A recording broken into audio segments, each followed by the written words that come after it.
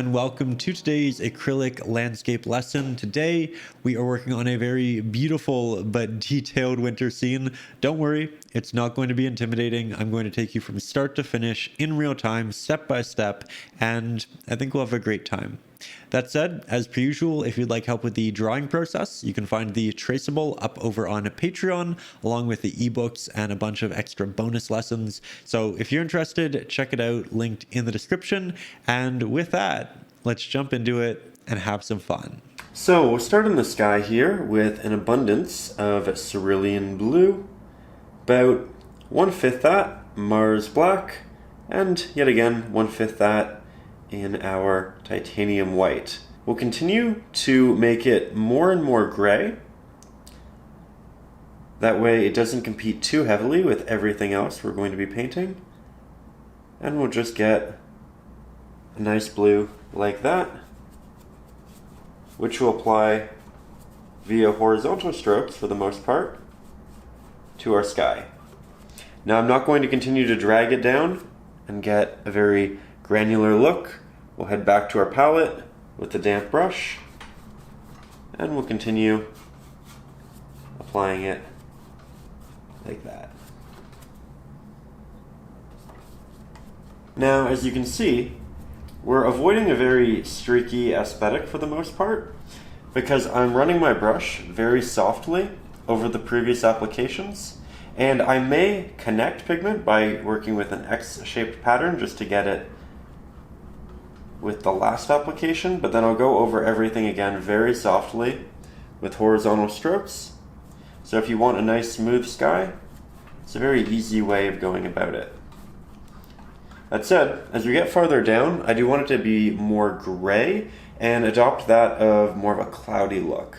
So we'll interject more of our titanium white and Mars black. We'll just go back a couple of times. I typically don't like to add a lot at once because if we can do it slowly, we can have more control over the color we end up getting. And I think this is a fairly nice next step. We'll blend it into the blue, just like that. And we can continue it downward, but we're actually going to make it a little bit brighter because we're going to get closer to a lot of light, which will brighten the bottom portions of our clouds. And I'll just work around our mountains. We are using the 1-inch flat-headed brush, which lets us cut around all of these sharper subjects with ease. Let's get you a little bit closer again. So, here we go. We'll just continue working in our base. I'm not too worried about losing the mountains in here. We can just go ahead and redraw them. Now, before we add our real clouds, we're going to switch over to our liner brush and we'll create a nice pigment for some stars. I'll begin with titanium white, hint of the cerulean blue, because we do want it to match the hues and atmosphere of everything else. And once I have some of that, I'll make my brush quite damp, add some extra water to the point where it's like watercolor.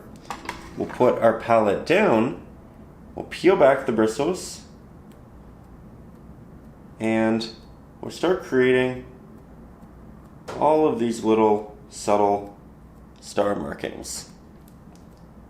Not doing too many, though I will warn you to put a drop cloth down because these can and will get everywhere. So, yet again, we'll go back, not doing too much in an abundance. I rotate my brush here and there.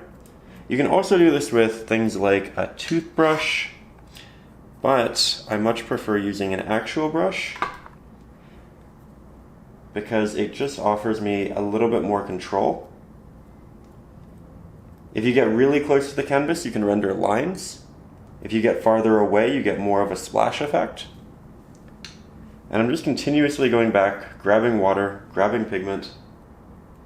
And you can see that I'm rotating my hand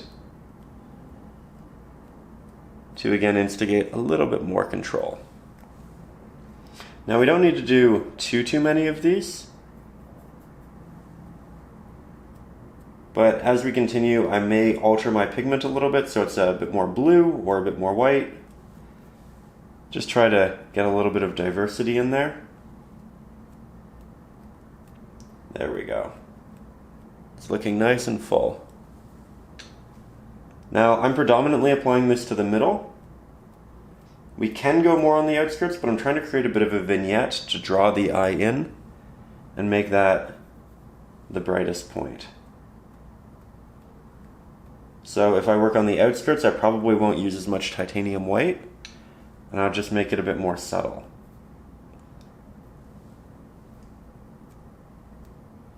And then more of that brighter mixture for the middle. Just like that. Now, we have these areas, which we can get rid of with a very watery brush, no pigment on it. Just use your finger. It's worth noting, if you do use your finger, make sure that it's really clean, because you don't want the oils from your finger getting on the canvas and making that area difficult to paint over. So we just wash it out, spread it out, and then take care of it. It looks a little bit like a misty cloud. That's okay, we're adding actual clouds, so nothing to worry about. Let's get closer and do some refined stars though. Okay, so we're just going to go back to more of that same mixture. We don't need it to be as watery as it was, but we're going to paint in some intentional stars, and you can see that the tap of this brush is rendering stars that are larger than that of the ones that we made through the last technique. And that last technique is really going to give us the smallest stars possible. Even the tap of our smallest brush is rendering something larger. And that's why we go about it the way we do. It also allows us to apply just so many so quickly, saving a lot of time. But here we go in for balancing, trying to create our composition, bring more eye sight to the center. And we're going to add a little bit of a glow to these, but first I do just want to make sure that it's nice and full in the ways that we want it to be. There we go. We can go over a couple of them a few times to really brighten them up.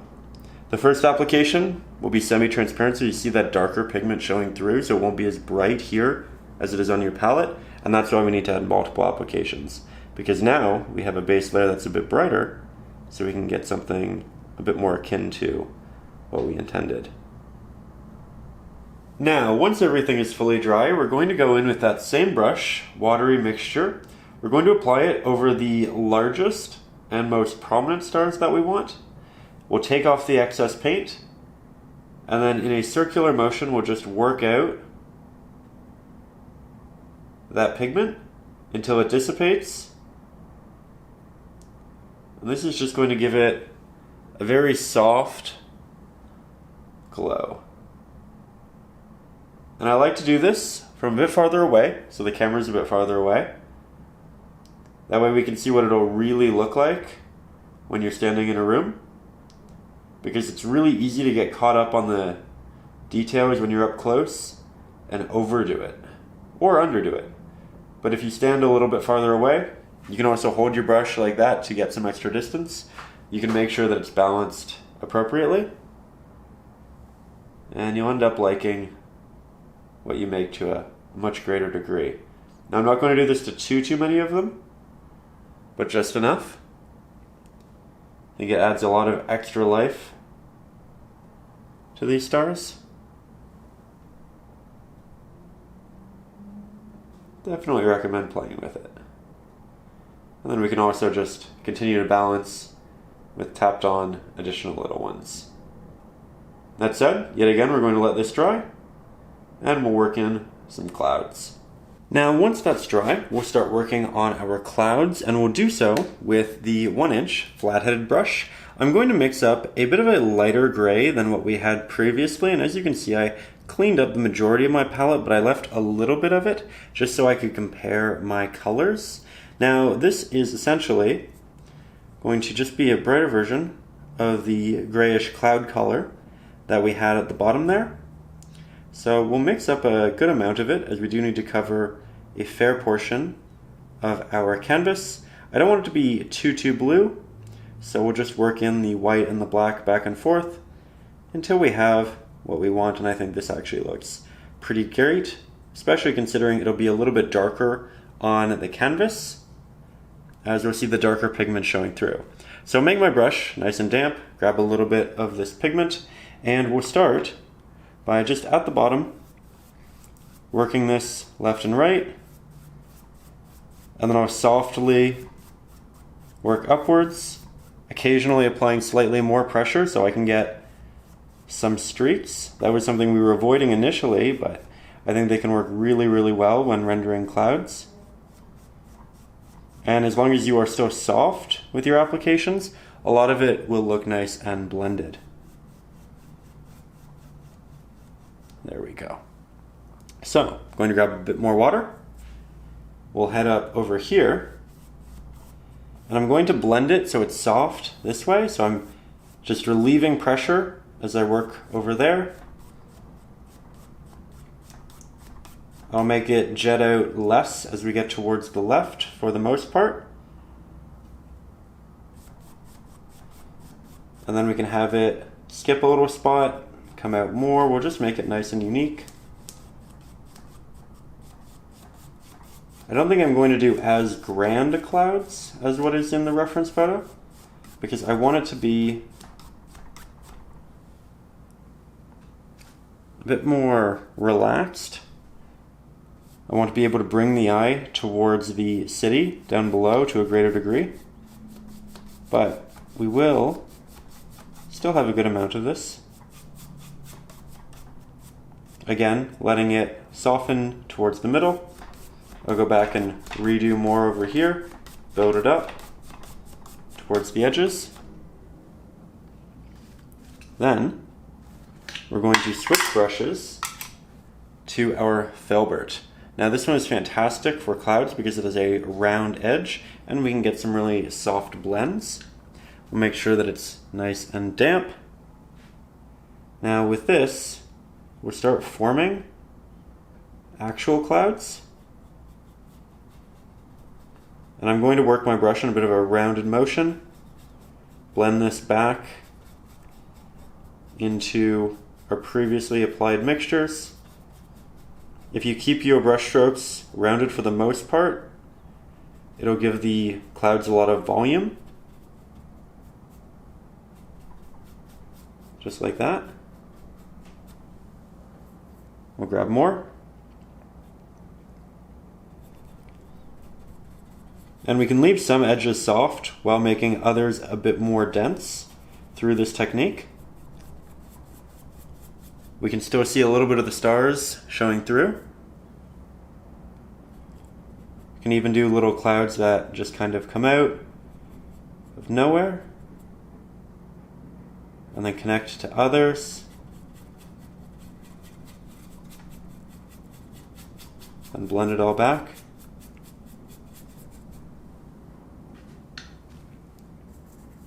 And it's really about building up our clouds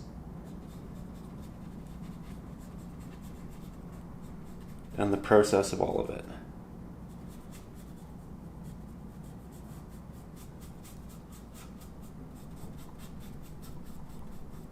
Trying to use the corner of the brush more than its body. Trying to soften this by just going over it very lightly.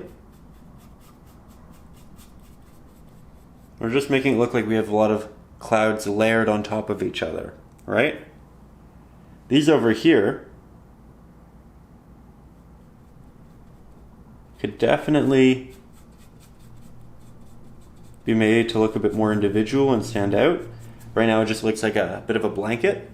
So what we're going to do is we're going to grab some titanium white, make a slightly brighter variant of what we're working with, because the stars will brighten it to a point. We essentially have the top of the clouds looking brighter because of the stars, the bottom of the clouds looking a little brighter because of the lights, and then the middle is a bit darker.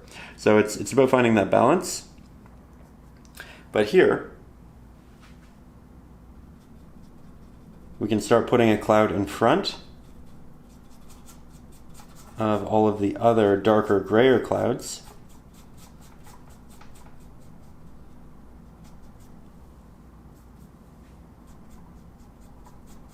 You can see how that stands out against everything else.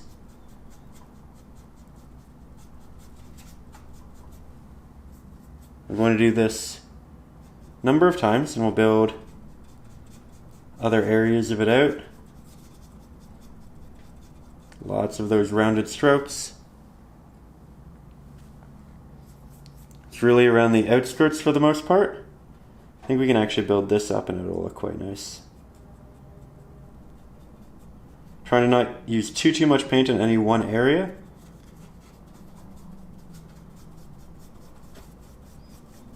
Now that I've essentially run out of paint, I'm going back over the bottoms, getting my better blends.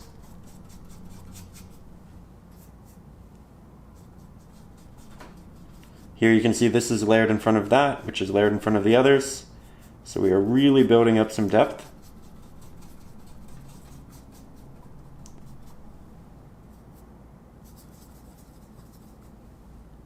And this is a spot I do really want to pronounce. But it does need to dissipate as you move towards the corner and edge because we still want that vignette.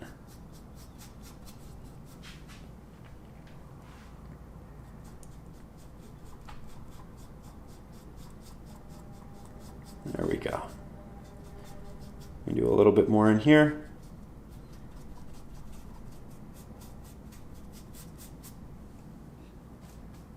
Let's get you a little bit farther back. So now we'll head over to the other side. I'm going to start fairly high here. Create a nice little wispy trail for the cloud. Then get back to more of the general body. Have it work its way into that side. And once I have almost no paint, we blend the edge back. So that edge towards the right hand side is a little bit sharper, but it's not sharp because we still do want it to be a nice cloud, but it is sharper than the blend that we're doing on the left hand side. And it's opposite over there. So we have some general rules to follow. Keep things a little bit easier. And we're going to go over this a couple of times to build up those highlights, because again, we're not actually going to get the color that we have on our palette on the canvas for the first time. We're going to have to build it up because those darker pigments do show through. This is quite bright. You can see that I'm essentially just forming the general movements initially. Make the brush a bit more damp. A little too much water there. You can see it really started moving it.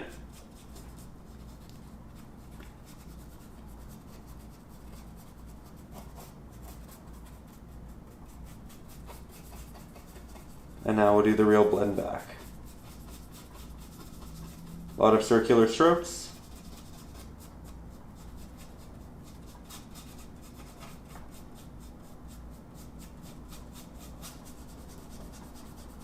There we go.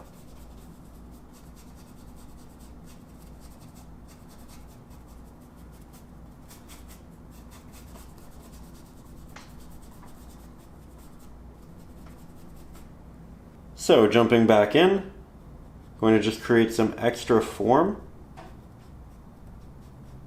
Here we have these little extra clouds, just additional pieces that are sticking out, protruding, catching light. We can do that over here too.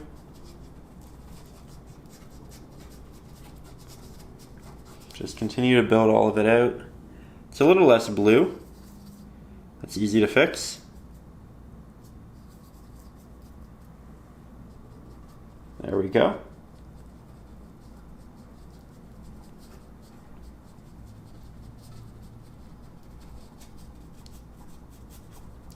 So much depth, just like that.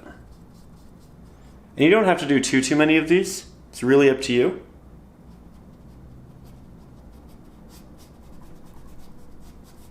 And how much detail you want to interject.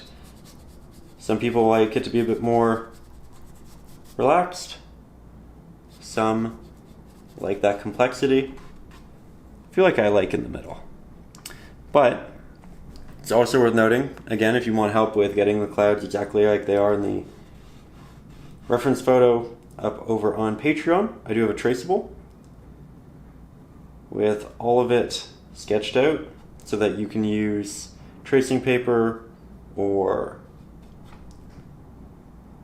a projector or a mini projector, something I used to use a lot, or you can use the gridded version to freehand sketch. But in all scenarios, it essentially just helps you with that drawing process if that's something you struggle with and you just want to get right into painting without worrying about sizing or perspective or making it too detailed or not detailed enough. It's not necessary, but it is an option. Up there you can also get all of my ebooks, including Acrylics for Beginners, which is essentially the essentials. Everything you need to know about acrylic painting before you jump into it. We also have an exclusive Facebook group where everybody shares their renditions that you can get access to. And there are also bonus lessons that don't make it up here on YouTube. So if you're interested in any of that, there's a link in the description. But I really like how these clouds are going. Slowly just building those highlights. Then as we get down towards the bottom, we move it more into a horizontal streak. Now there are a couple things that I really want to do to refine this guy. And the first is making that a bit more opaque, because that really is the main body of the cloud. It's the thickest portion, and therefore we won't really be able to see a lot of light coming through it. So the stars should be significantly more dim if we can see them at all. So I'm going to mix up a nice dark bluish gray, something akin to what we had initially. Don't want it to be too saturated though, so I'll put in a little bit more titanium white Mars black. But we do still need the blue in there. That looks perfect. And we'll just, with a somewhat watery brush, work this over that bottom area. It does need to be a little bit watery because we're doing a wet into dry blend here. And we'll just work it up into the softer areas with those same round strokes. But the wet into dry technique that we're doing right now essentially allows us to apply wet paint over dry paint and make it look like we have a softer blend. Like so. And I'm going to go over it a couple of times just to build it up. Make sure that it looks nice and finished. But now we have some real volume to the bottom of the cloud, right? Another thing I want to do is mix up the color of the sky yet again. So blue, Mars black, titanium white. We've been working with a very limited palette for most of this. I'll just do a little test. Definitely needs to be brighter. That's why we don't mix up too much paint initially. We want to make sure that we can actually find the correct pigment again. Once I have it, I'm going to open up a little portion of our cloud right through here. Get some soft blends along the edges. Just like that. We can open it up a little bit through here too.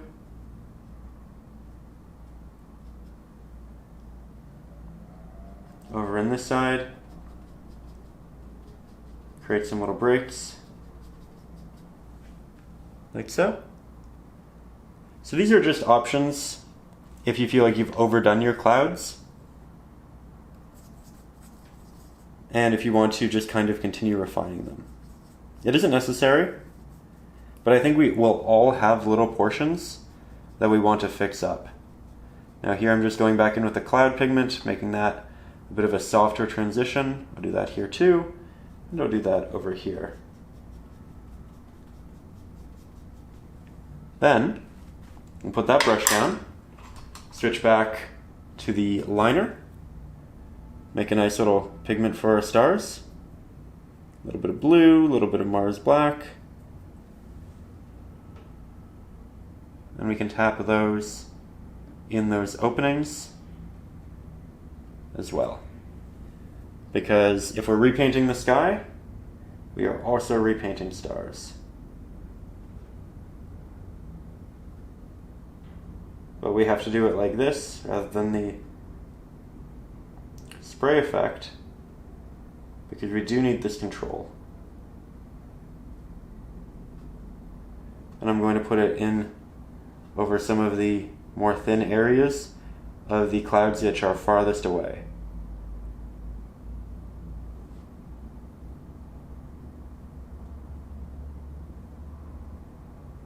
There we go. Now as we get down towards the bottom here, we are going to work in some very low clouds. We'll go with some of the titanium white, really in abundance. We want this to be almost as bright as what we have up there. And we can see it right here. So we have that great reference. I do like to clean my palettes occasionally with a little scraper, but it's good to keep a little bit of your previous mixes on just so you can see what you want those pigments to be in the future. Now, we're going to apply a lot of it. It's a little too blue via horizontal strokes. There we go. Should be quite a bit better. A little more blue maybe? I know I just said we were working to use less blue, but I think that'll work great. There we go. Horizontal strokes. I'm not going to have it conflict with the bottom of this cloud. We have this space in between that we can work in. That is exactly what we will do. I'm not worried about this edge. We can always go back and redraw it later and define it with paint. There we are. And we'll need to bring it on the other side as well. We can have little areas that are open to a point.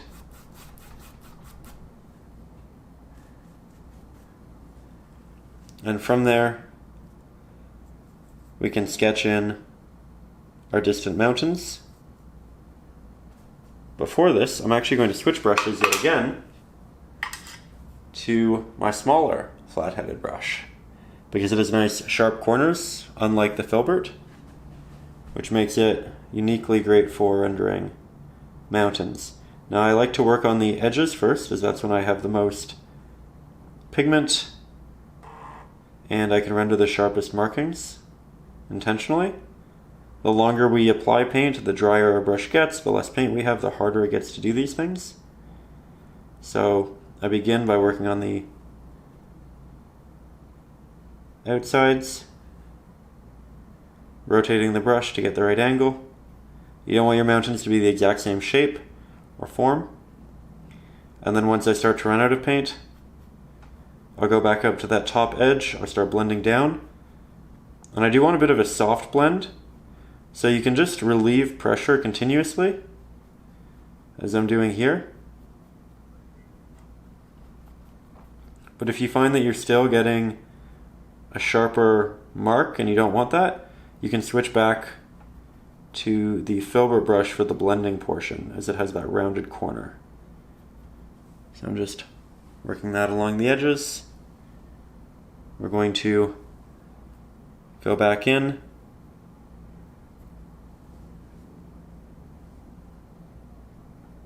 I don't want it to look like an outline.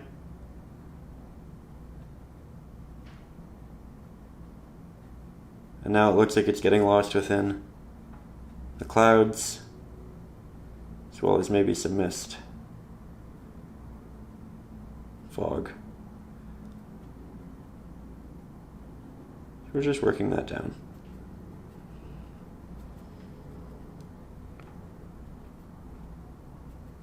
There we go. That said, we are going to do a bit more of that mist over top of it just to soften it. And while we wait, I think we'll just further define the bottom of our larger cloud. And I always feel like no portion of the painting is ever truly finished until the painting as a whole is finished. Because often we want to go back and fix things, add to things.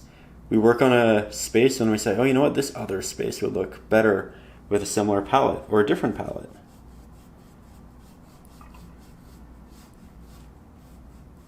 There we go. Now that I know how much space we actually have, I can expand the bottom, make that look nice.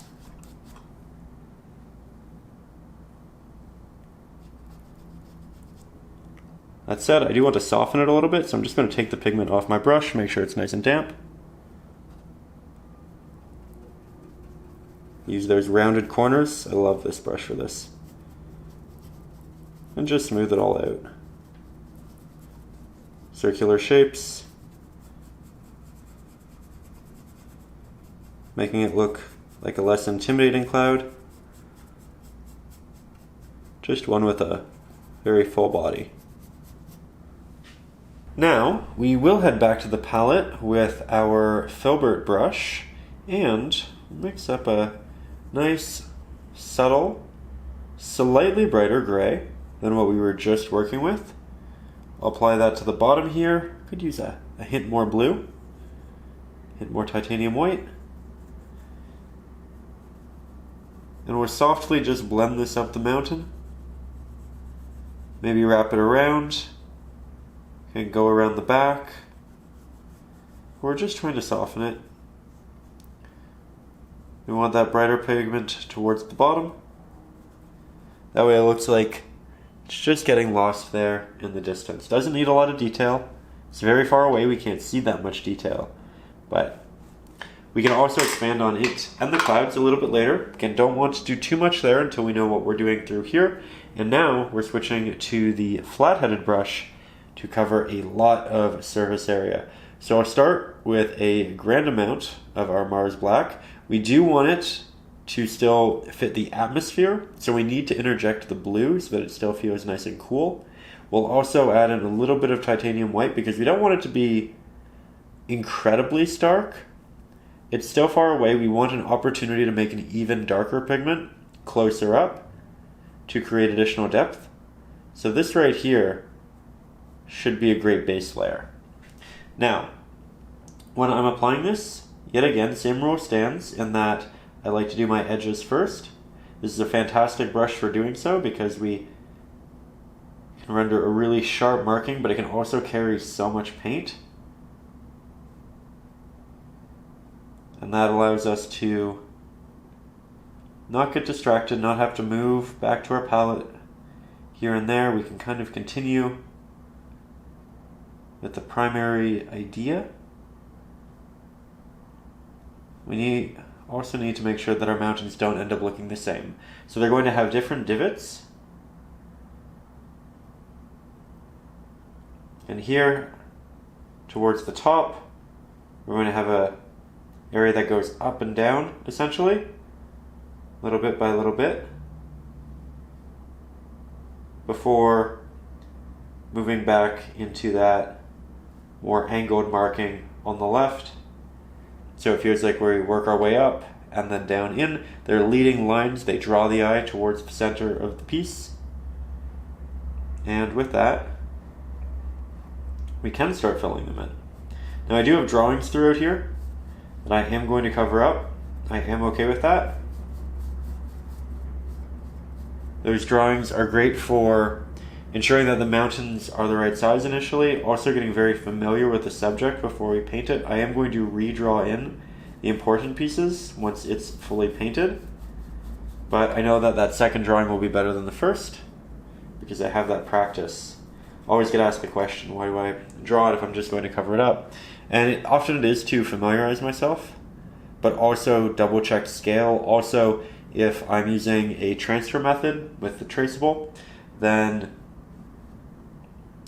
I'm already doing different portions and you might as well finish up, right? So we'll give this a nice thick layer,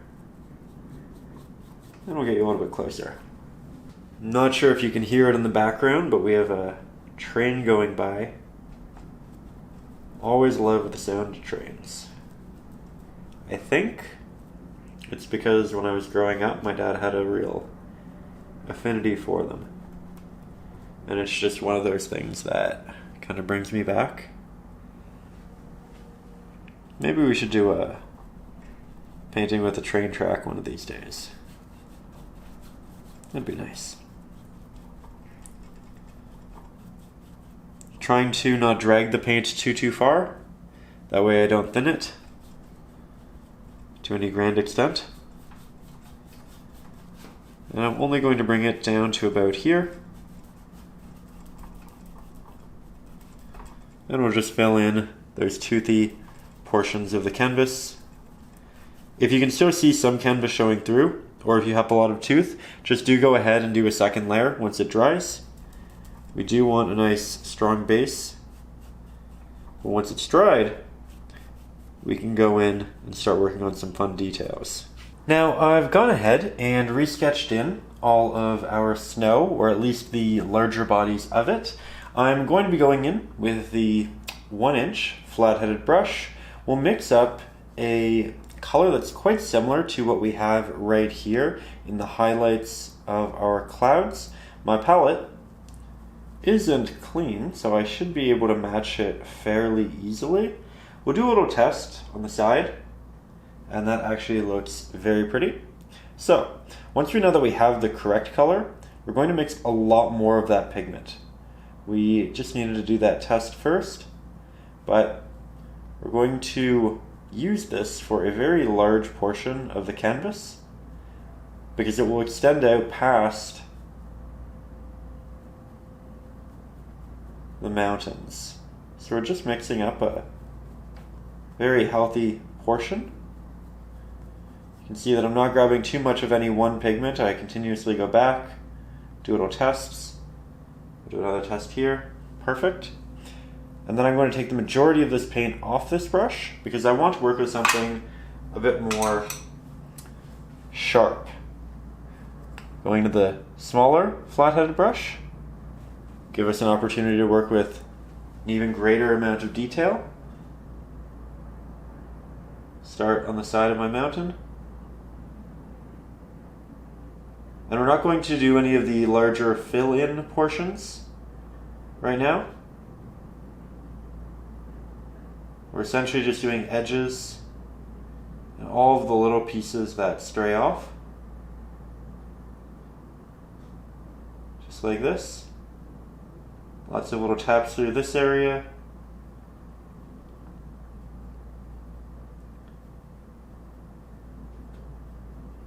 Just used a white colored pencil to draw this in, but you can also use white Conte. Conte can be great for drawing over dried acrylic because it comes off with a little bit of water and it doesn't typically dilute pigment.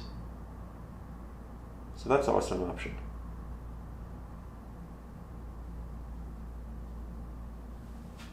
There we go. Off to a good start. I'm painting on quite the angle in relation to the canvas, doing so very intentionally, just because it's making it easier for me to get the strokes right on here.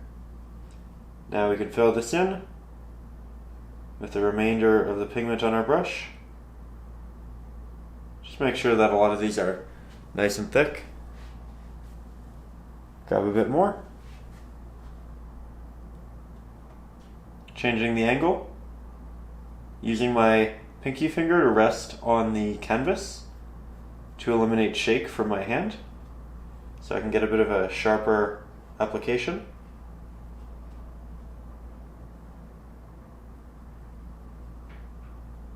We're going to have a line of trees there, so the bottom isn't going to be really sharp, it's going to be a bit more jagged.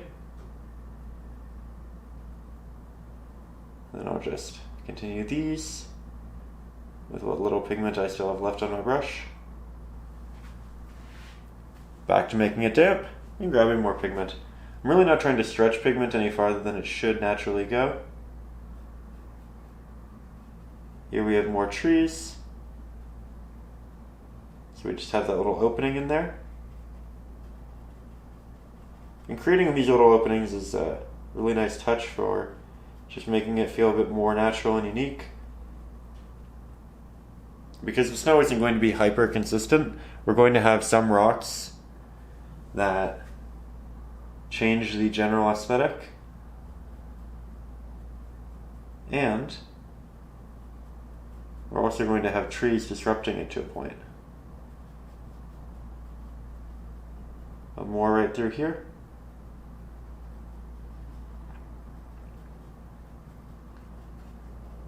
And then again, once we get those edges, we can just fill it in. I'm going over a lot of it numerous times. There we go. Because the paint is somewhat thin, and we can see the darker base color showing through. Let's get you a little bit closer for the next step. So here we are, a little bit closer to the canvas. Yet again, using my pinky finger to ground my hand. And we're not just going to be painting the snow with this one value. We are going to adjust it so that we can incorporate some depth, but we just need this on here first as a good little base layer. So it's something we'll build on much like the sky. Using a little bit less water right now, because I want a slightly thicker application. We can always go back and do more layers, but I want a slightly better idea of what it's really going to look like with this hue.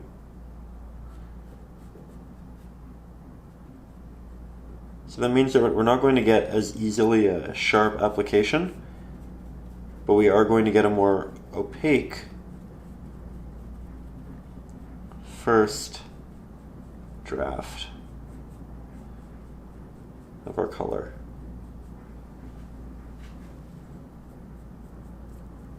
Mixed up a lot of paint for this, and it is working out nicely.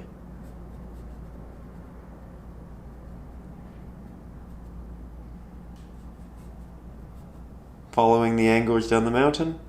You can also see that a lot of the designs in the mountains are very different. No two look the same, and the designs from mountain to mountain are also quite diverse. So we'll just thicken up a little bit of this. We can always also go back and paint in the little trees, the openings, all of that. It's fairly easy as the backing color is rather simple. Then we'll just have a little bit of this between our mountains. And then as I have almost no paint, I'll create these much softer, muted markings that'll just create a subtle implied texture running up and down the mountain, like this. It's barely noticeable, and it follows the general movements of the larger structure. So we're essentially working that edge but on the inside, leaving lots of little openings. Here it's a bit more steep, and then it's less steep up here. We're essentially defining this negative space, making it look a bit more natural. See that I haven't gone back to my palette to grab water or pigment in a long time, because we need it to be incredibly subtle.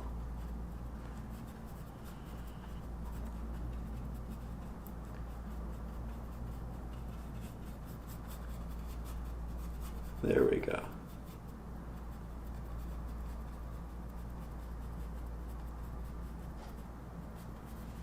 So, it's starting to look quite nice, but we're going to continue adding to it with the liner brush. I'll grab more of that same snow pigment that we have. And in areas where it gets smaller and kind of trails off, we're going to create little taps, little continuations to our trails through tiny markings that can also diverge into other paths and trails. So you can see how this now goes down into here. I am very purposefully keeping the camera far away through this because it's meant to be incredibly subtle, and I don't want you to over fixate on the detail and kind of hinder the larger design that we have between the snow color and the negative space. So it's just little taps here and there. And I will get you closer for a bit of the technique once we've established just how it really isn't meant to take over visually. But lots of taps. We can do it down here too.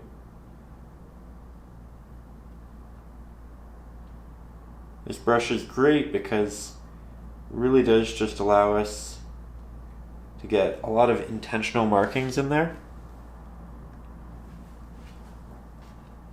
We can also define our trees, where those are, by just working down vertically from the tops of some of these spots. We can also fill in other portions, diversify it. I think that looks a lot better now, a lot more natural.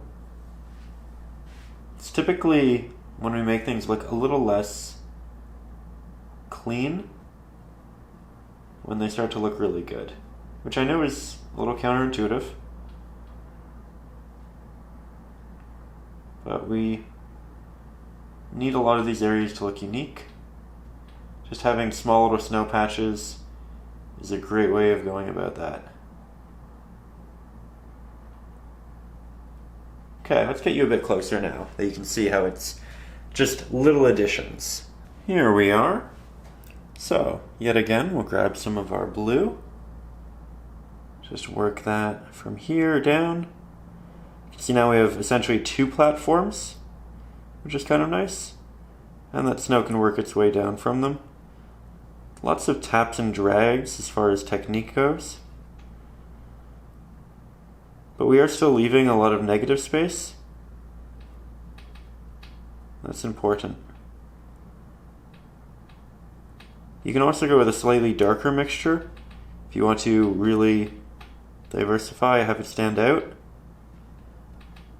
We can also use this to really note just how hard some of the dips are in relation to softer ones.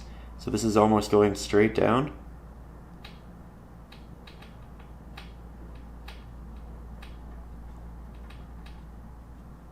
Really dancing with the brush here.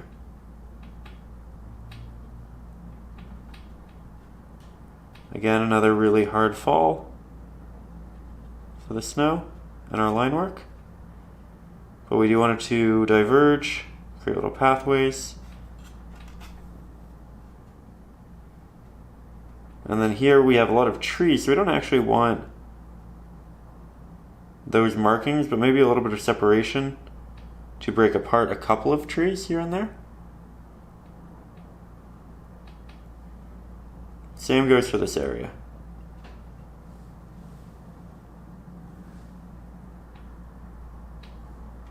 And then of course, we take it on over to the other side.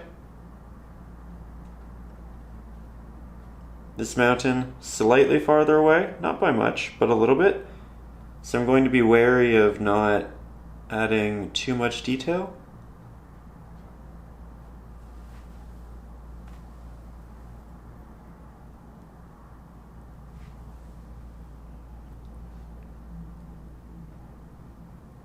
There we go. I think we'll just create another little landing here. But again, we really don't want too much. And this one we did, I feel like enough on when the camera is a bit farther away. So it's just little touch-ups at this point.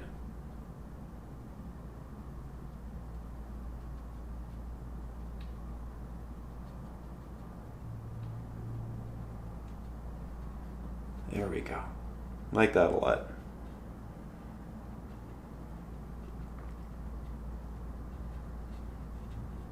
If you're worried you might be doing too much, just take a step back. Typically, getting 5 or 6 feet away is a really good indicator because that's how you see it when you're entering a room.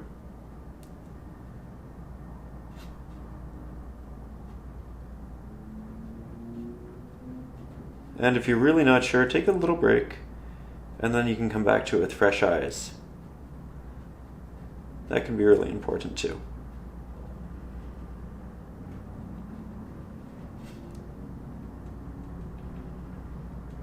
This is so much fun to paint. I feel like I'm getting a little more quiet, but I'm just really having fun.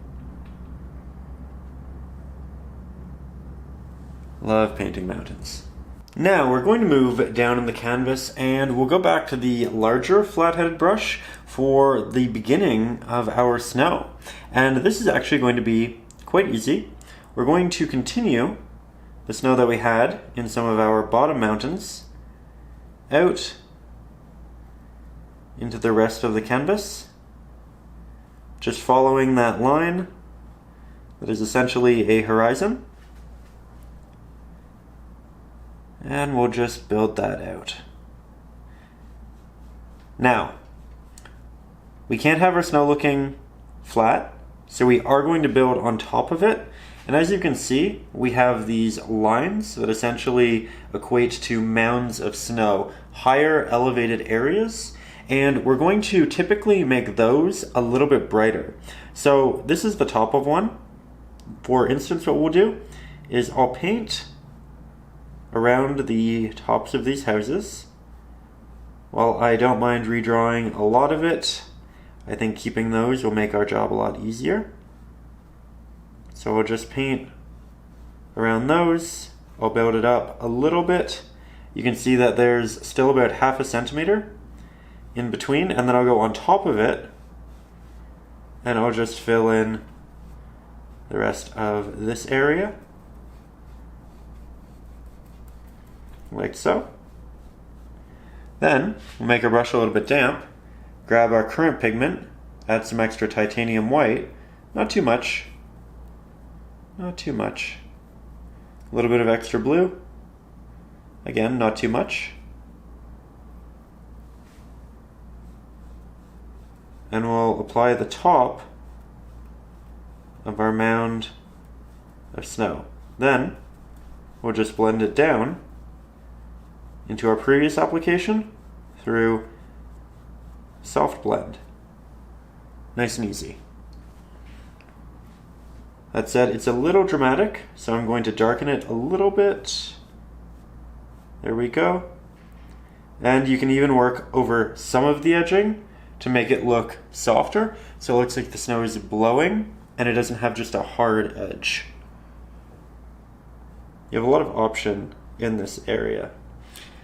Now we're going to move down and we'll continue to work around the roofs that I have drawn in. Grab some extra water, pigment. Yet again, we're working this up, leaving about 1/2 centimeter. Then we can grab a brighter pigment, work that across, and do our blend. See? Looks like we have lots of depth, but again, I'm going to soften this by just working over it. Not much pressure, just enough to make it look like the snow is blowing a little bit.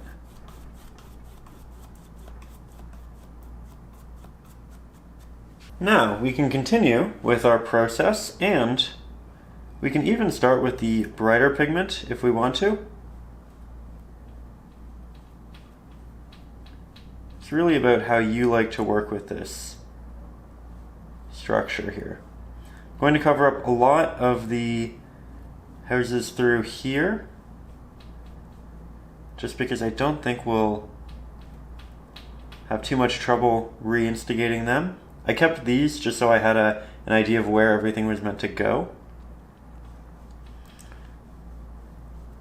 There we are. And now back to our darker pigment.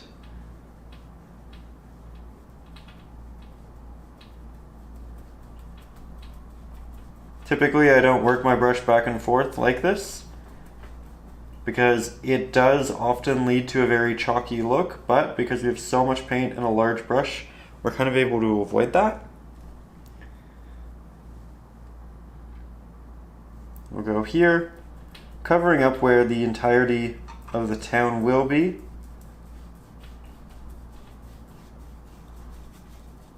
And we'll blend that back up into that slightly brighter pigment.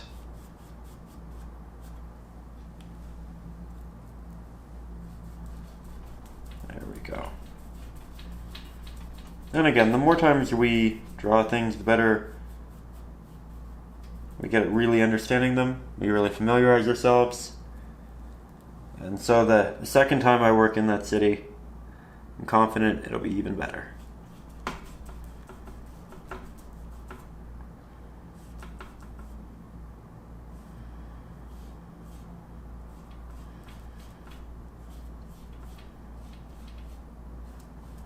Still using the nice sharp edge of the brush to cut around our buildings.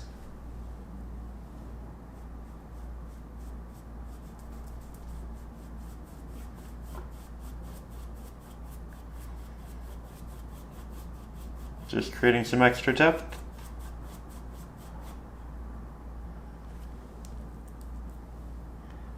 Also, apologies if my hand is getting in the way through any part of this process. I'm trying to work fairly quickly because we're covering a large surface area, and I'm trying to get it before my paint dries so that I can easily blend the lighter pigments into the darker pigments.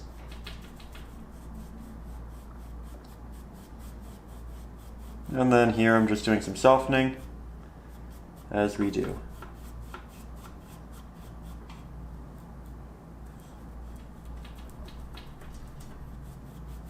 Now I've drawn in a lot of the houses yet again and where we're going to have our town of lights, but before I start adding that, I want to grab my filbert brush and some of the highlight. We'll start to incorporate this in areas that we feel like could be a little bit brighter on our snow, specifically, at least initially, in our mountains. So this is going to be a lot of the horizontal planes because the light, stars, is coming down. It's going to catch the tops of those areas, not so much the sides. So whenever you feel like there's an area that essentially just stops the fall and lands like that, we go in and we add a little bit of this. And we're doing it with the filbert brush because it has those rounded edges, so it's going to let us paint wet into dry and get a fairly soft blend. You can barely tell just what we've done there. And again, I think subtlety is really important, at least initially. From there, we can make it a little bit brighter. Go in, do it again. But I really don't want to overdo this. We can apply it to the tops a little bit more. For the most part, I'm trying to get the top portion of these applications to be a bit sharper. So I'm using the front head of the brush, and then I'm doing a lot of the blending down and back with the corners. Here I think it's quite a bit more noticeable. I'm not going to do too much of it, but it is going to establish some extra volume, make it look a little more natural, render some depth. Don't have to do a lot though. There we go. And we can apply that different parts of the back. Just have it all naturally move in together.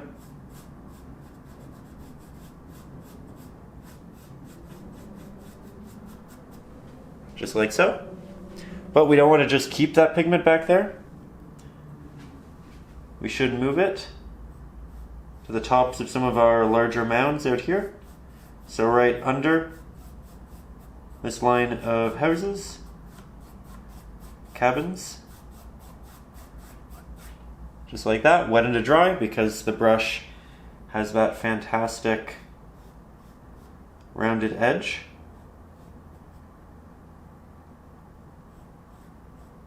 Just establishing some of these first with the sharper head of the brush, and then we'll go back to a softer blend.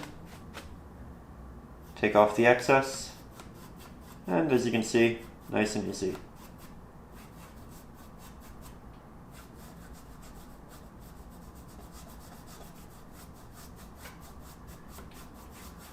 There we go. Leaving the edges to be a bit darker so we have a slight vignette effect.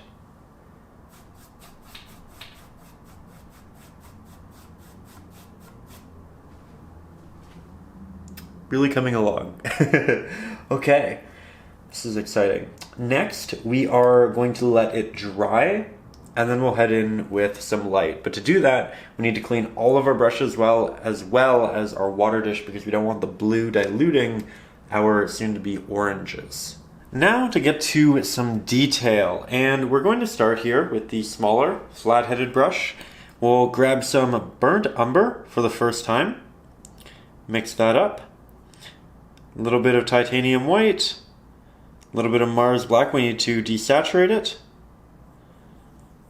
And we can even add a hint of our blue just to make it a little bit of a cooler earth tone and one that matches the rest of our environment. Now with this, we are going to, of course, craft our edges for each little building first, just like that. And then we can fill it in. I am not painting the roofs. They are going to be done with a different hue. That is number one. Mix up a bit more paint. We can make it a little bit brighter. Not dramatically, but a little bit. Especially as we get closer to the actual town, because we're going to have a lot of light from there, and our base pigment will also reflect that. So, we have a good amount of paint now. We'll go in here. We just see the front of a building. We have a rather unique one right here. Flat on the top. We have two angled sides. And then we have our typical vertical markings as well. Once we have some roofs and windows on these, they'll look a whole lot better. But right now we're essentially just painting silhouettes of the primary body of the home.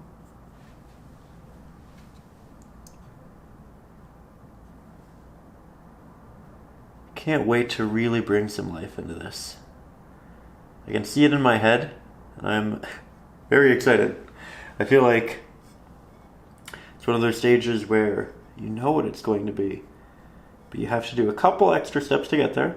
You have to be patient. It's always worth it. But already, I really want to start painting that light. Getting exciting. That said, these are coming along swimmingly. I think we'll paint another one right up here. They need to get smaller as we get farther away because of perspective.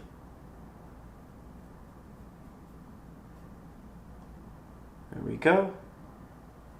We're going to have a lot of them in this drawn center area, but they're kind of going to visually blend together, become synonymous with each other.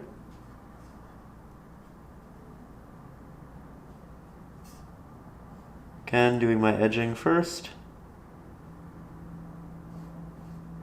Painting it around the snow mound. We have the roof up here. I'll draw it in just so you know what we're doing essentially. but I'll do that with a different color shortly.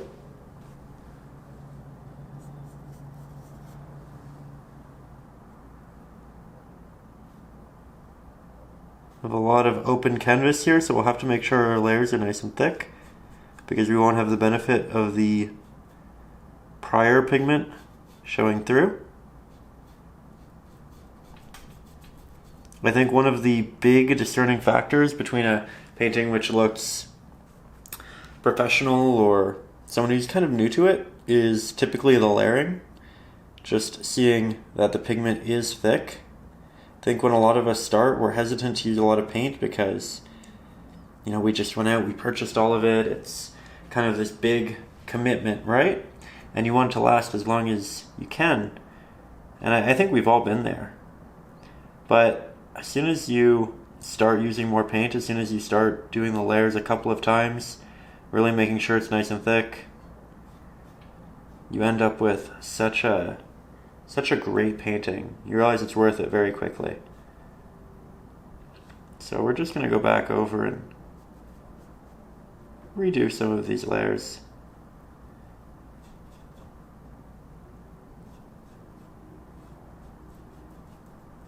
That'll also be a roof.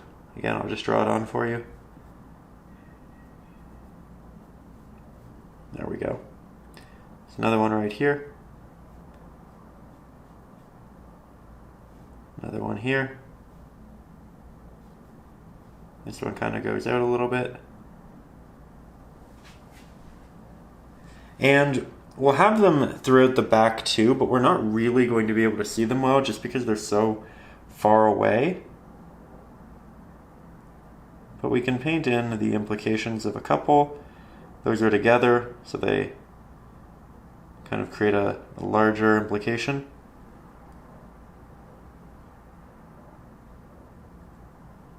There we go.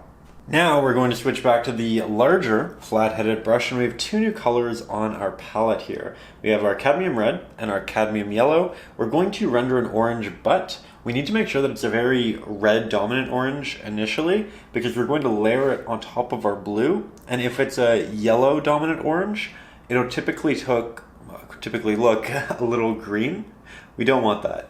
So we'll grab some of our cadmium red, about an equal amount of our cadmium yellow, and this will be a more red dominant mixture, as you can see, because the red is just a stronger pigment than the yellow. We also need to thicken it, so we'll grab some titanium white, and you can see that I've added clean titanium white to the palette. We don't want to be grabbing from any accidental blue mixtures within it. We'll grab a little bit of Mars Black, not much, just a hint on the corner of the brush. You can barely see it. This is to thicken and desaturate, but I do need to be slightly more orange, so we'll work in our yellow yet again, very cautiously, not too much at a time. There, I think we have a great red dominant orange. It's nice and thick. You can see it without any reflection. Put that down. Switch back over to the 1/2 inch flat-headed brush, and I'm not going to grab any water because I don't want to thin this pigment. I want to be very careful with that. And then I'll start mapping in where I want my buildings and lights to be. All of these strokes are essentially going to be that of a building. And you know what? I think this will actually be a lot better if we make it a little bit more yellow, but add quite a bit more titanium white. I think we need to thicken this to a greater degree. And the more we thicken it with titanium white, the safer we get with yellow as well.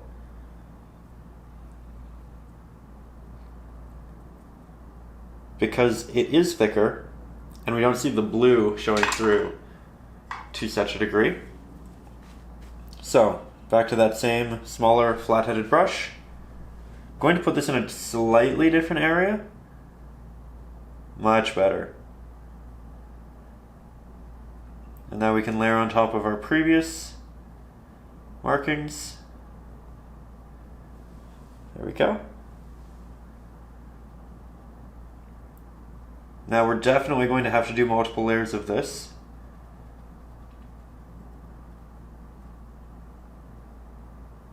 And I'm trying to make sure that it's somewhat flat. We're going in with a lot of pigment, not watering it down. So we're going to have some areas that are raised.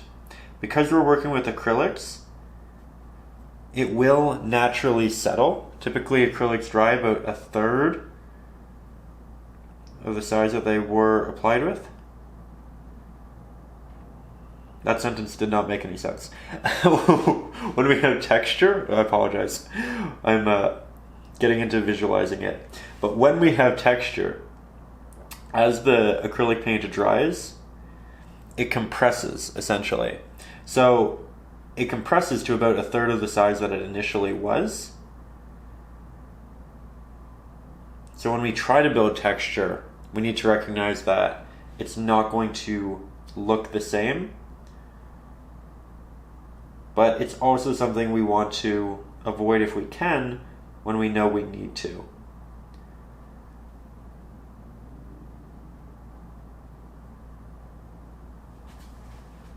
So, this is all going to be really nice town fairly soon.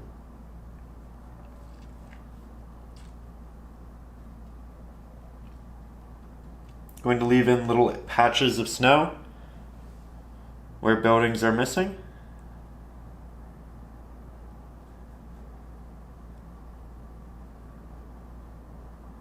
You can see that the second layer really does add a lot, but we do need to let it dry fully to really get the full effect of an additional layer.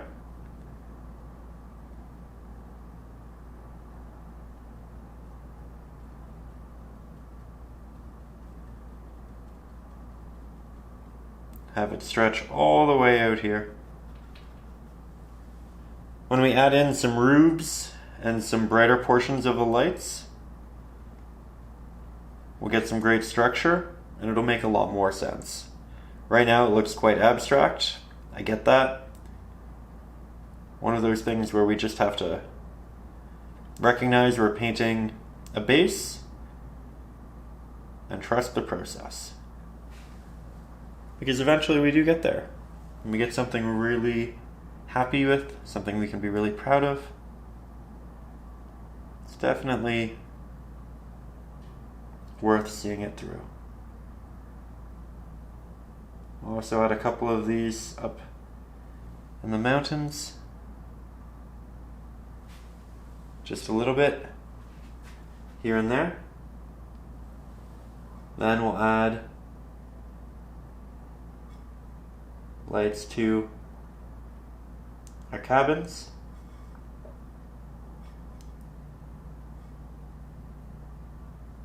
You can be fairly unique with this, take liberties. I just try to make sure that they all look somewhat unique. That I'm not just doing the same thing over and over again.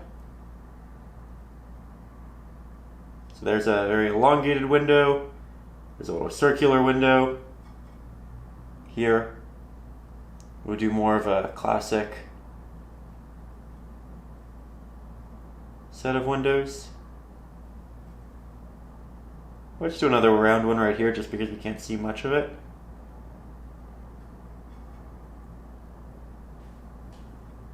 There we go.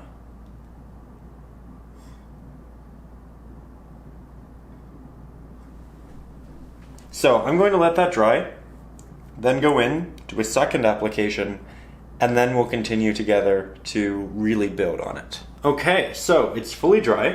We have our base layer, which is perfect, and we can now start making it a bit more yellow. So, grand amount of that cadmium yellow, titanium white, little bit of our red, like so. You can see that we really are going for a brighter pigment here, but this is a pigment that we couldn't layer on initially. it just wouldn't work over the blue. And now we can do this with the smaller brush or with the 1-inch flat. But we're just going to apply yet another layer, making it brighter, making it more yellow, making it more thick.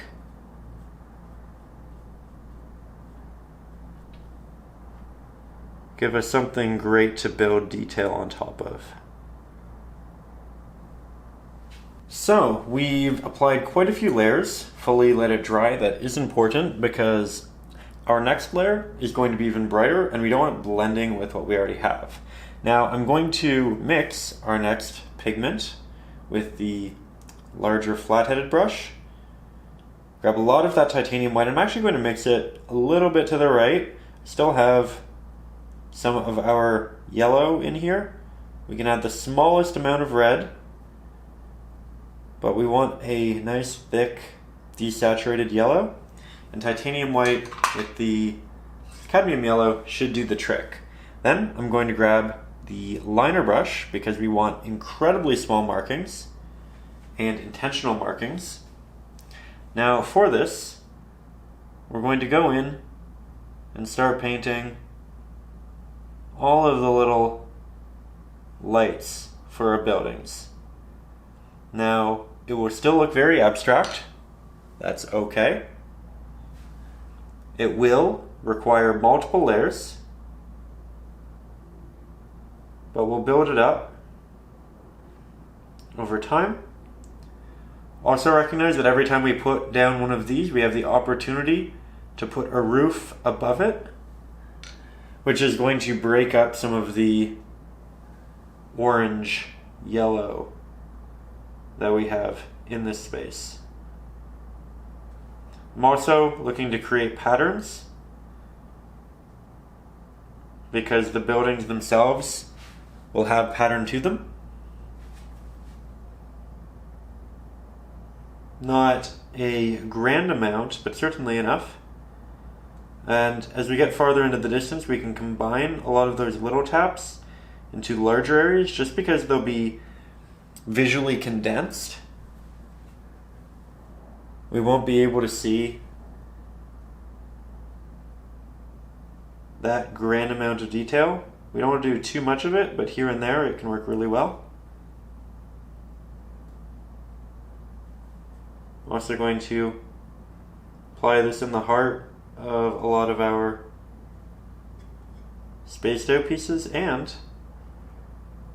towards the middle of these windows with little blends to the sides because I want the edges to still be that nice warmer orange, like so. Let's get you a bit closer though. Feel like getting closer, we can really see it starting to be the implication of a small town in the very least, right? So aiming to do 3 of those in a row, again creating patterns.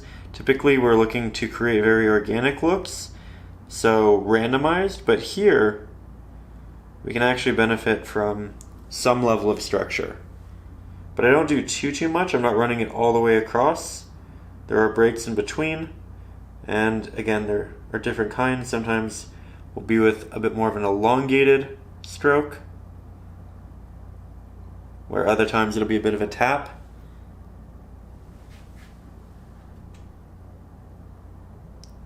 Here we'll even do some vertical markings, significantly more unique. We'll also apply a lot of, again, trees, as well as roofs, maybe the sides of some buildings in here as well. But it all starts with the light, because the light's the most important part. We need to make sure that we have enough. We need to make sure that it's spaced out appropriately. You can also see that I'm dancing within this space a lot. Not staying in one area for too long. That's very intentional so that I don't overdo an area. I want to make sure that it's all balanced appropriately. And the best way of doing that is just to move around, let an area breathe, settle with it, kind of keep it in the back of your head. You do see it peripherally, and while you're painting something else, you decide if you need to go back and add more. Also, if you add too much with this, it's actually very easy to fix because we just go over it with the previous pigment. And because we're layering a darker pigment over a brighter pigment, it goes on really effectively. Where with here, we're applying a lighter pigment over a darker pigment, so it's a little more skill intensive in that we just can't spread our paint too much. We can't wet our brush too much. And often we're going back in with a second layer. And when we do that, we don't want to expand our marking too much, right?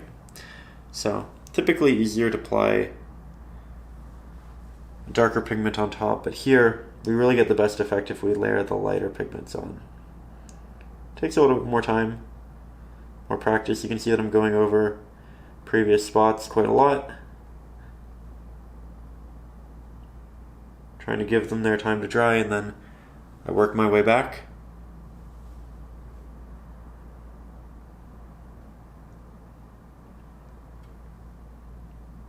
Definitely need more in this middle section. Build up a larger area of light through there. Starting to look neat though.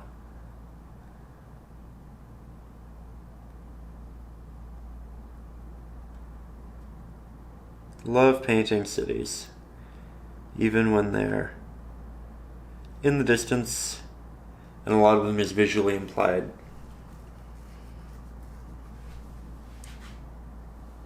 Currently living in the city, right downtown Toronto, which I find gives me a lot of inspiration for painting light, but it also makes painting wildlife really inspiring, special, because I'm not around it all the time right now. Grew up around a lot of it. But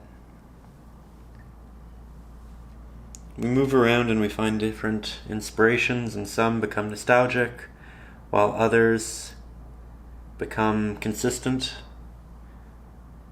modern. It's always neat. Love that about painting, though. It's something that can take you somewhere, right? Mentally, to a place or even to a time.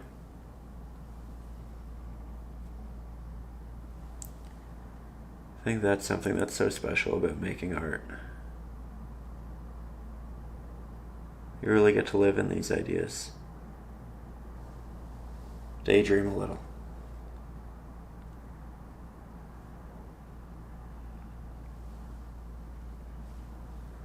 Starting to come together.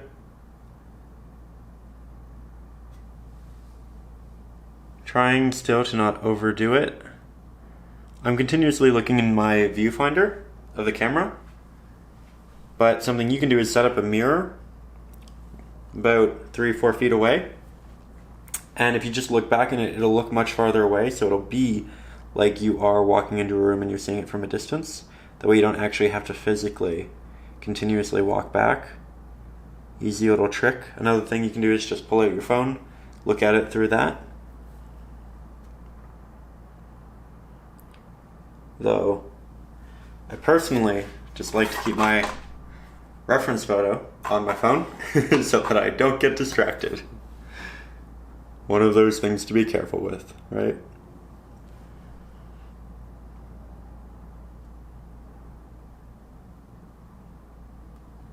Fun fact, it is 11:30 at night. And I intended to go to bed early, but I'm just really enjoying the painting process. Hope that you find that you also can really get lost in this one.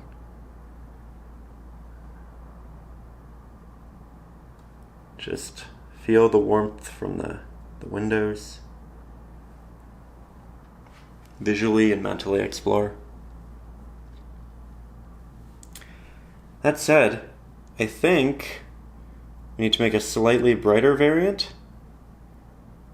More titanium white. This isn't a great brush to mix with because it doesn't have much surface area, but it does work fairly well for little pieces like this. We'll just thicken some of them.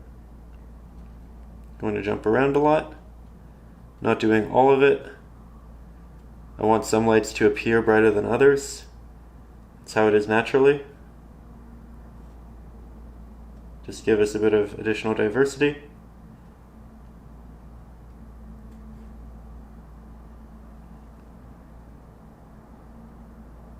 There we go. Now, before we continue adding real structure to this town in the form of roofs and sides of buildings, we're going to add in little trees throughout. That way we can layer different walls and roofs on top of the trees, creating just little hints of depth. Now, we're going to create our trees using our flat-headed brush, and for the first time, we're going to mix some blue and some yellow. This is going to render a green, as you can see. We'll darken it, some Mars black, lighten it a little bit with some titanium white. Just go back and forth. And that right there, I think, is a beautiful green for what we were working on. It's not too vibrant, subtle. It has some warmth to it. So let's grab this. I'm just going to look on my reference photo.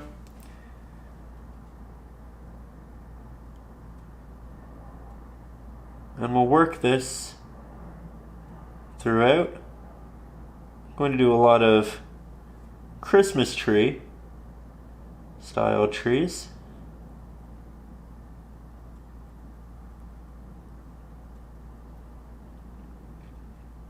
They get smaller as we get into the distance.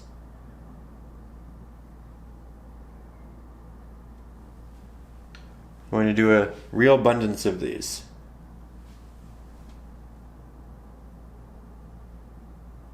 And these are predominantly going to exist near our lights because they aren't as dark or as stark as what we have in the distance, which means they have to adopt light.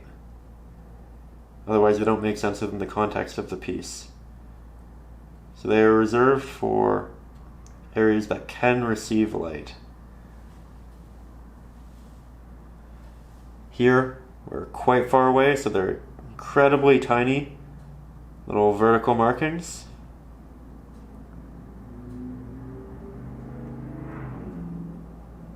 Just like so. We can even lead them up the mountain a little bit. Deviating slightly from the reference photo. That's okay. I'm always one to take a couple artistic liberties. Here we're getting a little bit closer so the trees can get larger.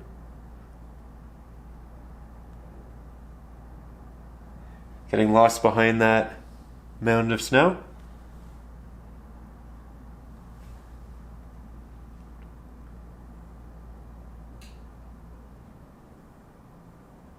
You can see that they're all not beside each other. I'm trying to separate them occasionally. If we have the brighter pigment showing through, that's also okay. Makes it look like that light is wrapping its way around the tree. Makes it feel very cohesive within our setting.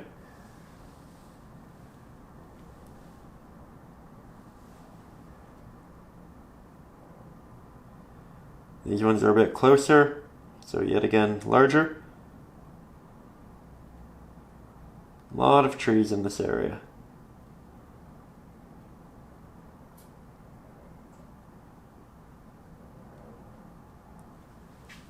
There we go. Okay, I'm looking in the viewfinder and we are getting somewhere. Oh, it feels good. It feels really good to get to this stage. If you are painting along, I hope you are also feeling that same level of enjoyment and catharsis. If you're not quite there yet, it's okay. We have a lot to do, and this does take some time. That said, I need to mix more paint. So, yellow, blue, not that much blue, but blue, Mars black, titanium white, thickens it, desaturates it. Doesn't have to be the exact same green because we're jumping around so much, but we do want it to be similar for the most part. There we go. Something you can also do is mix different greens. So here it's a bit darker, then we have a bit more of a yellowish green. Then we can grab from different portions of this to create more diverse trees. Quick and easy way to diversity.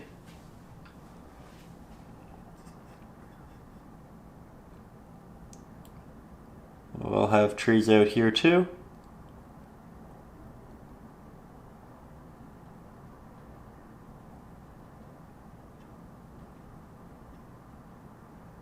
Just like that. Hiding behind the snow mound.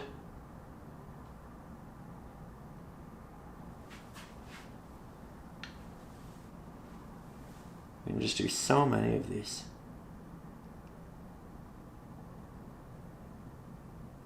I think this is going to turn into a bit of a longer lesson. I've been trying lately to keep them under 2 hours, just so that they're fairly digestible. But there's just so much detail we can incorporate in this.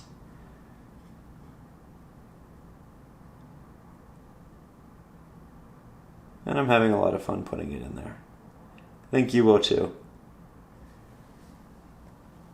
And this is a piece, this is the type of piece, where it's easy to say, oh, I know what I'm doing, and then kind of rush a portion or two. But we really do want to take our time. We want to do it all right. We've already put so much time in. So if you find that you're really picking up the speed in your applications, sometimes that's fine. Sometimes you're, just getting very in tune with it. You're finding your rhythm, and that's great. But sometimes we're just getting a little messy. So just be aware of the speed in which you are painting,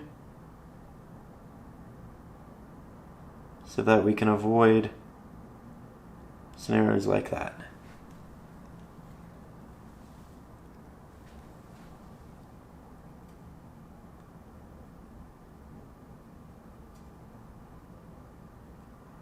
There we go. I think we want more running up the mountain. Up here. Painting these again specifically around the lights, because it isn't as stark as the other trees. We can go over it again with a second application and darken it if we do stray from the lights. So don't worry about that too much, but it does mean that that's something that we need to keep in the back of our heads to go back and alter a little bit later. Here I'm purposefully using a bit of a darker green on the edge. Remember, we have different variants here, and that darker one is something I can use a little bit farther away, which is nice. It's just an extra tool, right?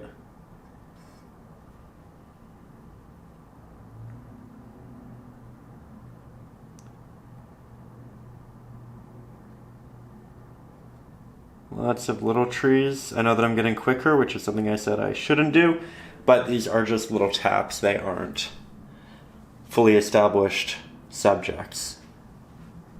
So we can kind of get away with it right there. Here, getting back to larger trees, we need to take our time.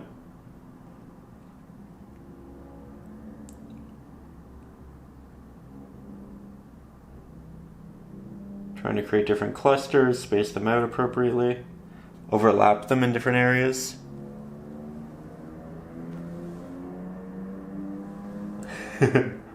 Not sure if you can hear that. Somebody's having fun driving. There we go. Love this. good December winter evening spent in painting some trees. Heat's turned up. It's pretty lovely. I would make some hot chocolate because I love some hot chocolate.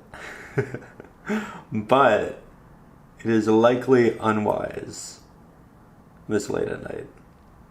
So we'll save that for tomorrow when I will likely finish this. There we go.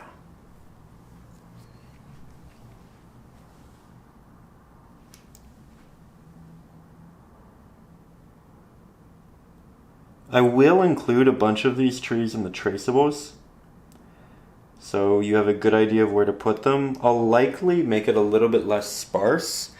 That way you can adapt it to your piece and you don't kind of feel like it's forcing you down a visual path. Because I think we all have a different amount that we like. Some of us are a bit more of a minimalist. Some of us like it incredibly full. Neither of those are wrong. But I think I'll probably draw in a middle ground for you.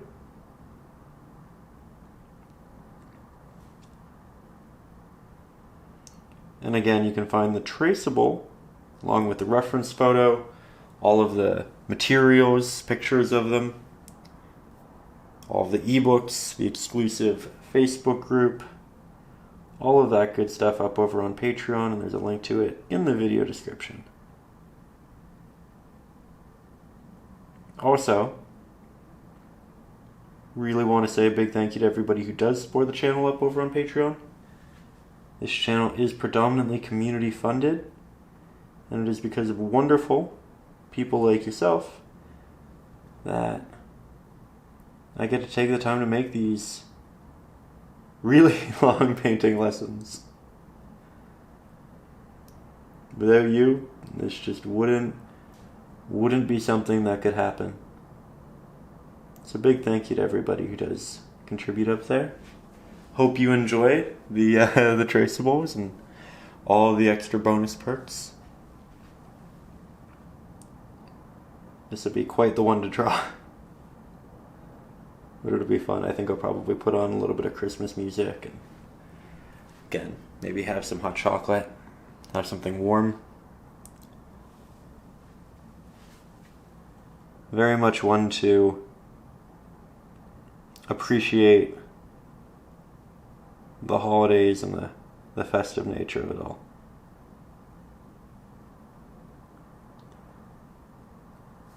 Do you have any fun holiday plans? Anything out of the norm? I feel like for a while there, the holidays were something that we couldn't do too much during, right? Over 2020, 2021, but I feel like things are a little bit more back to normal now. Really looking forward to seeing my parents. Haven't seen them in quite some time, so that's exciting. But also,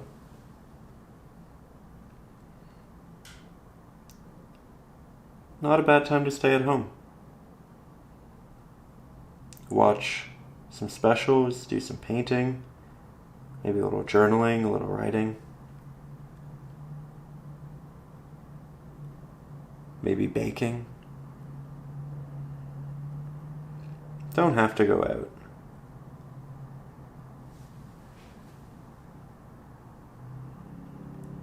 There we are. So, now we're going to move a little bit more into the foreground with our trees. Still using the smaller liner brush. I'm going to start by crafting the primary body of the tree, and then I'll go back up to the top, and with a little tapping motion, I'll just fill it out and let it expand, leaving lots of openings. We want our trees to be different heights. And I'm essentially going to surround some of these buildings that we have here in the foreground Because there's so many trees in the background, it just makes sense that we'll also have some in the foreground.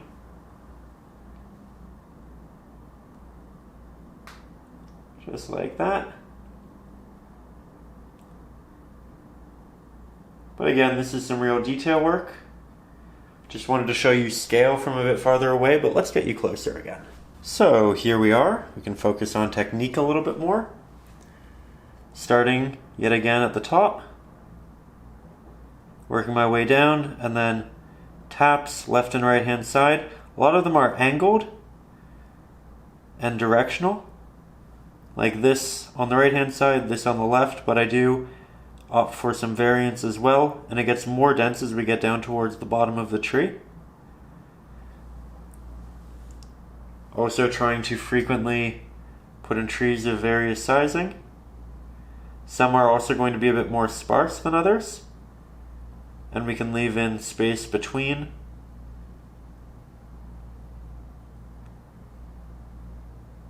I also like to make them a little bit smaller initially, then that gives me opportunity to build them out to make them larger, should I want to. A lot easier to make them bigger than it is to make them smaller. So here we can just really expand on this one. Taps to the left and right. Nice and easy. That said, I feel like we have a tree, a break, a tree, a break, a tree, a break, a tree, a break, a tree. So we're going to break that pattern. I'm going to put two very tall trees right beside each other. Have it work down into this one. And I think that feels a lot more natural. Now we'll take a much larger spatial break. Fill that in.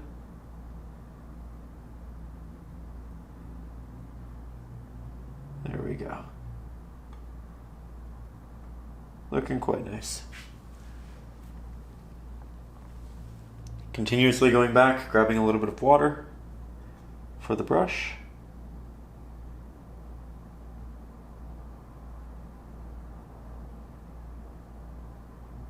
I think we'll make this one a bit more sparse, a bit more unique. Put a smaller one right beside it. It's probably good for that space.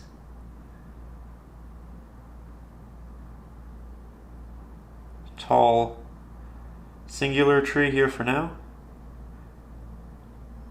Like everything else, I'm trying to go back and forth in where I'm painting so that I can have time to digest if I like an area, if it's full, if it's not full enough, how to maneuver in that space accordingly. There we go. Love that.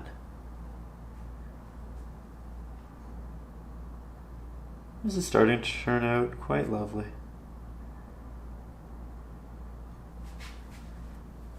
Hope you're enjoying yourself just as much as I am.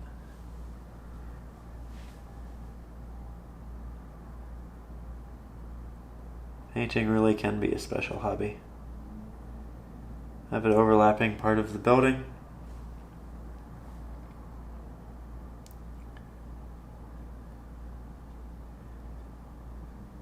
Lots of trees over here, just in the cluster.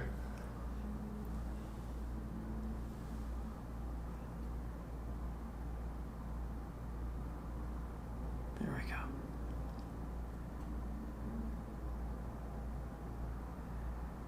They don't all have to end behind something. They can stand individually, as this one will.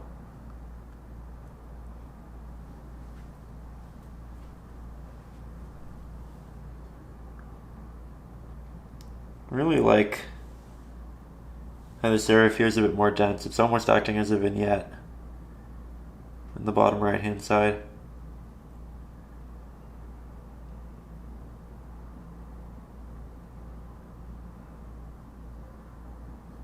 Now, a lot of these trees are around lights, and we need to ensure that that light is reflected on them for them to feel truly natural, right?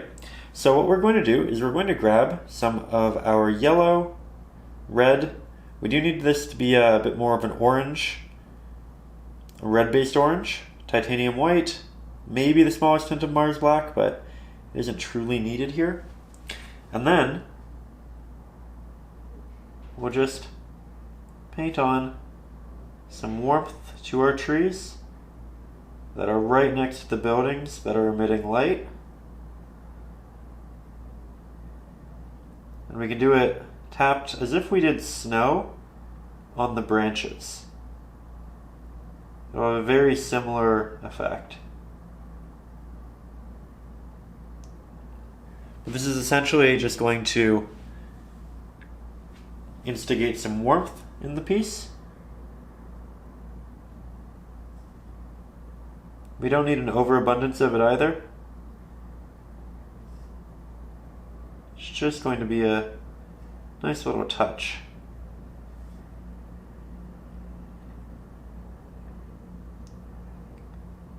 There we go. We can do it a bit farther away too. And I know, again, you're quite far away. Intentional. Just to show you that we're not overdoing it and just how much we're bouncing around with these as well.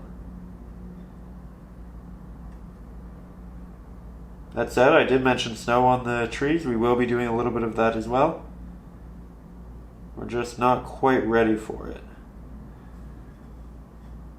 So I'm looking for these lights, and then I'm finding the trees that are adjacent to them, and then we're just putting that light on.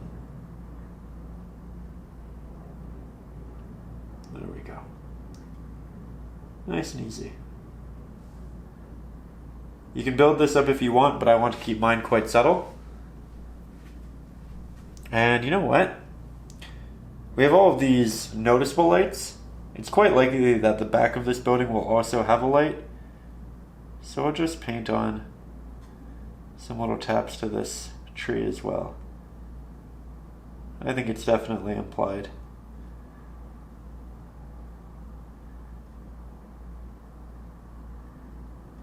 There we go.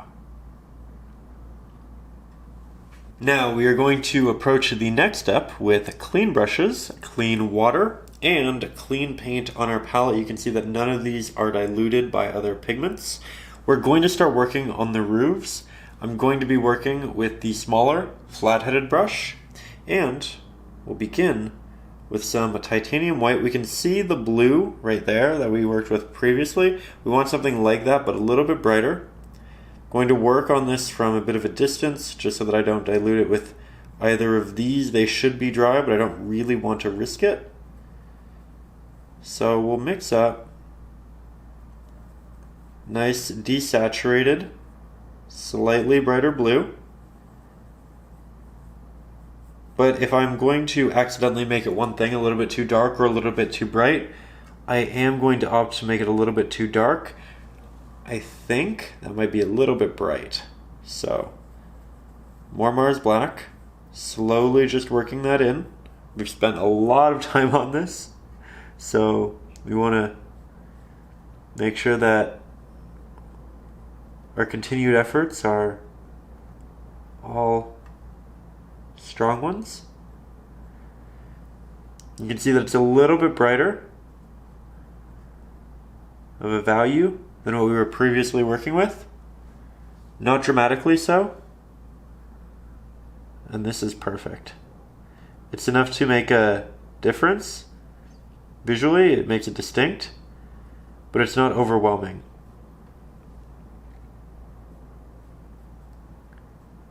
There we go. Jumping around quite a lot. We have a grand amount of negative space to work in very soon. I do a soft blend down into the rest of our blue. That way we have a slight gradient. Then we will jump in here. We're going to have to fully cover up the lines that I used to draw in the roof earlier. And we'll just do a little overhang on the other side. Grab some water, Don't want too much water because you don't want to thin it out too much, but do need a little bit. There we go. As per usual, we get our edges first, and then we'll go to fill in the center. Nice and easy. Applying slightly more pressure with the brush to flare the bristles and get that larger application. We can also do little icicles on the ones that are closer to us. Doesn't have to be dramatic. We can also do this with the smaller liner brush. Let's make it slightly brighter. Go back in towards the top of the ones just at the front here, in the foreground. We don't want to make it too bright because we don't want to take away from all of the lights in the distance, but be able to recognize the variation in values a little bit better because it's closer to us.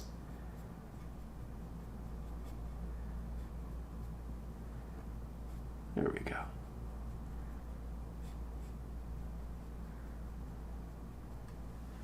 Just like that. This is turning out quite pretty. I'm very happy. It's now closer to 1. Can't seem to put the brush down. That's okay. A night spent painting is a good night. There we go. So now we need roofs amongst the lights. We're going to do this by mixing up a slightly darker variant of what we initially used for the roof, for the roofs.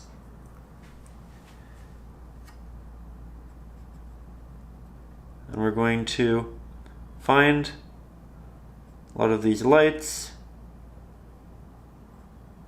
and then work this in and around. We can also take out chunks of light. We can do angled roofs like that, but a lot of them, especially in the distance, are just going to be horizontal lines. Very specifically because they're just too far away to see that amount of detail. So the horizontal line doesn't necessarily represent a singular roof, but rather a collection of them.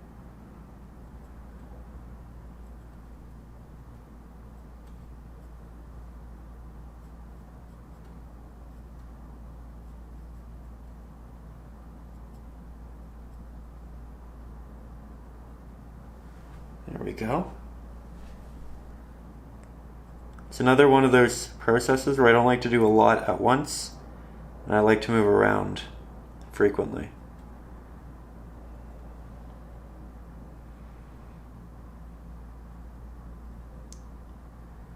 I think we're actually not going to do the sides of houses because I don't want to make it too busy, and I just don't think we'll actually see them from this distance. Looking at the reference photo and they're just not noticeable. I'm also feeling similarly about snow on the trees. Being being a painter doesn't just mean knowing when to add things, it means when to not add things. Asking yourself if it's actually beneficial to the scene, because we all have these preconceived ideas of what subjects should look like, right? And therefore we inherently go to add them, but they don't always fit, and they don't always aid the piece. I think this is one of those scenarios where I don't want to let my preconceived ideas of what these subjects should be hinder its real potential.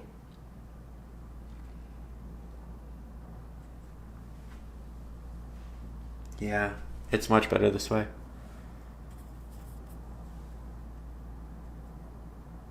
I'm just kind of visualizing it.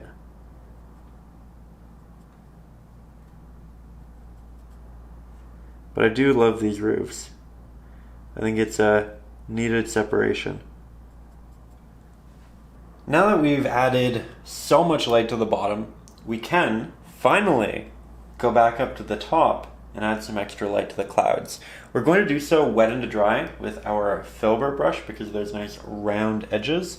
I'll make that brush damp, grab some titanium white, a little bit of our cerulean blue, Mars black. We want to start by essentially remixing the pigment of the cloud. And I don't have it on my palette anymore, so we're just doing it with our eye. As we can see, it's a little too dark. Add some extra titanium white. We'll do another check. Ooh, that's very nice. Make it slightly darker. Slightly more blue. But we do want to build it into something slightly brighter. So if we just land on that, that's great. Looking in the viewfinder. Okay. We'll make it slightly brighter. I know, incremental changes, but important here. So, I now have the pigment that I want. We're going to go to the areas that are going to be the brightest. Again, the areas that are illuminated by the stars to the greatest degree. So typically the edges and the more thin areas that light can really work its way through. I'm using the corner of the brush, which is rounded, so that I get a soft look like this. And then I go for a rounded blend back.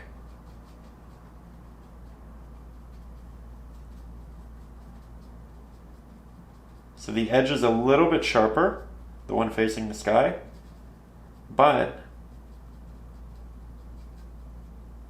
it is still soft to a point. And it'll dissipate as you move down and inwards.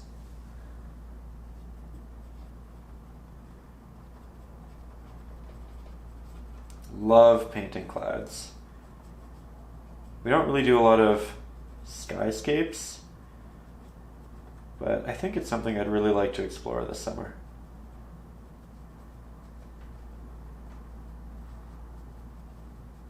Definitely one of those people who just can really appreciate sitting down and looking up at the sky on a unique day.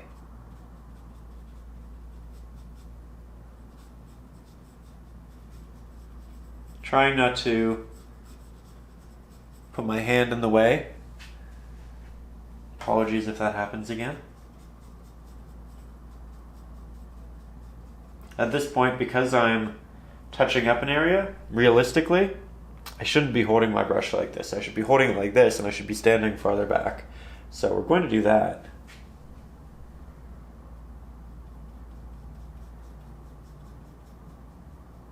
It's really bright over here in the reference photo. I don't know that I want to make it that bright, but it definitely has room to increase that value.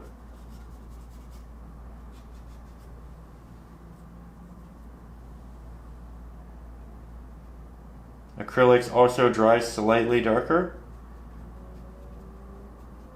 than when they're wet, so I do need to do these layers a few times.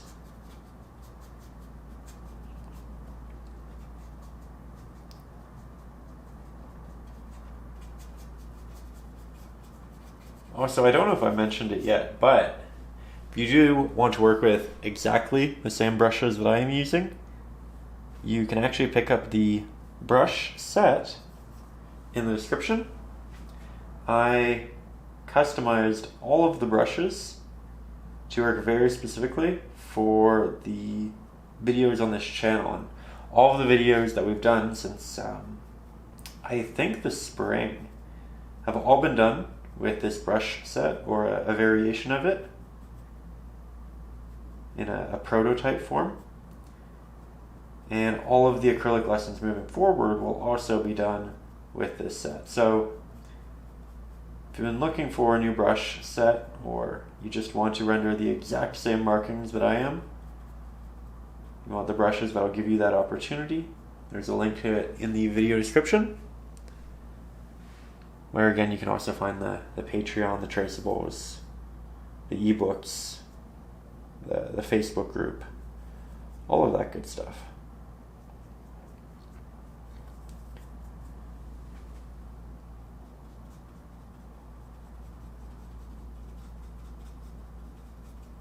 Oh, that's fun. There's some real volume in there.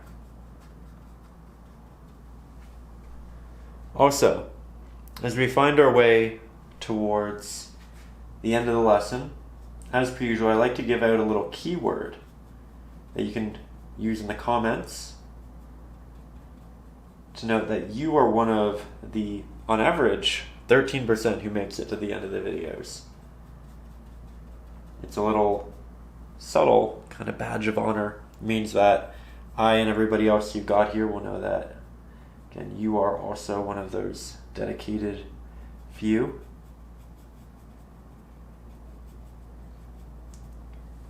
And we need a word. You know what? No word this time. Instead, I would just love to hear about your favorite holiday memory. What pieces like this mentally bring you to? A time, a place, or it can be what you're looking forward to this year for the holiday. Love reading that sort of thing. Love just seeing that people have great memories and things to look forward to, especially in relation to the holidays. So let me know in the comments. And that this time is what we will use as that distinguisher for who made it this far. Doing a little finger painting. Never get too old for finger painting. Big fan. Always will be.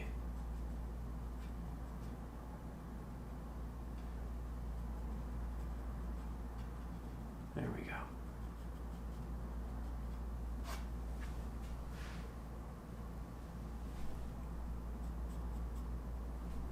And I think there we have it.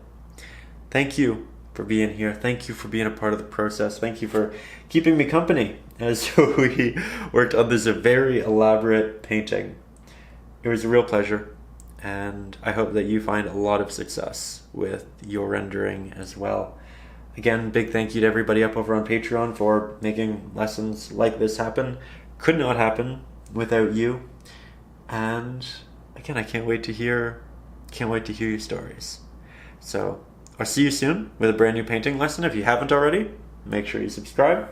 Hit the little bell button. That way you actually do get to see when the videos do go live. I have a couple more holiday or winter themed pieces that I really am excited about getting out there. So you'll see those soon. And above all, as always, stay creative.